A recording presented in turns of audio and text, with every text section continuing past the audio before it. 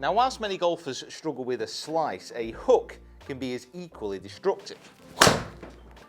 Not only does it go a long way offline, it tends to get there really quickly. If you hook the ball, there is something very simple at the root. Your club face is close to your target at impact, and it's also close to your club path. Now, we are going to be looking at this problem in 3 different ways. First of all, we're going to be looking at the grip, so how your hands are on the club. Secondly, the top of the backswing, and then thirdly, what is happening at impact. This isn't a universal rule, but often golfers who struggle with hooking the ball have a strong grip. That means that the top hand is a little bit too much on top, so showing too many knuckles, and the right hand is a little bit too far underneath, not showing any. What I'll do is I'll throw a link here to a video which explains a lot more about the grip than going through it here. But generally, if you have that type of grip, that is going to be closing the club face at impact and pointing it left of target. Now, it's possible to hit good shots with a strong grip, but if you are hooking, this is the place to start.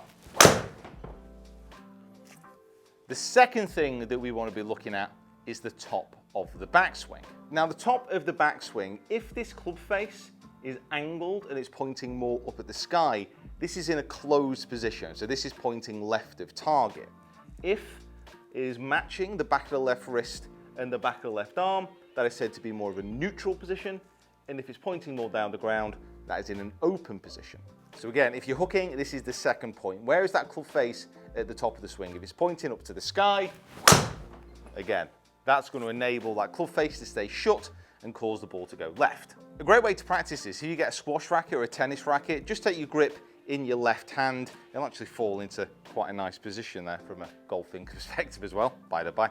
And you practice swinging it up to the top. And what you want to be seeing is this face matching back of left wrist, back of left arm. A really nice little drill to do in a mirror, just at home, taking the swing, checking it out, just trying to get them matched up and making them nice and neutral. Now, lastly, we want to be looking at how this club is approaching impact. So if my hands move towards the ball and the club drops inside them, so here getting stuck behind the hands approaching impact, this is going to cause a club face which is flipped through the point of impact and which can cause that club face to close even more left. So a nice drill here is from the top of the swing, feel like the arms fall down first and then the body turns. This will help stop the body rotating too much and getting this club sat down behind. This is something you see so many tour players doing, so many good ball strikers, because getting stuck a little bit too much in the inside is a common problem.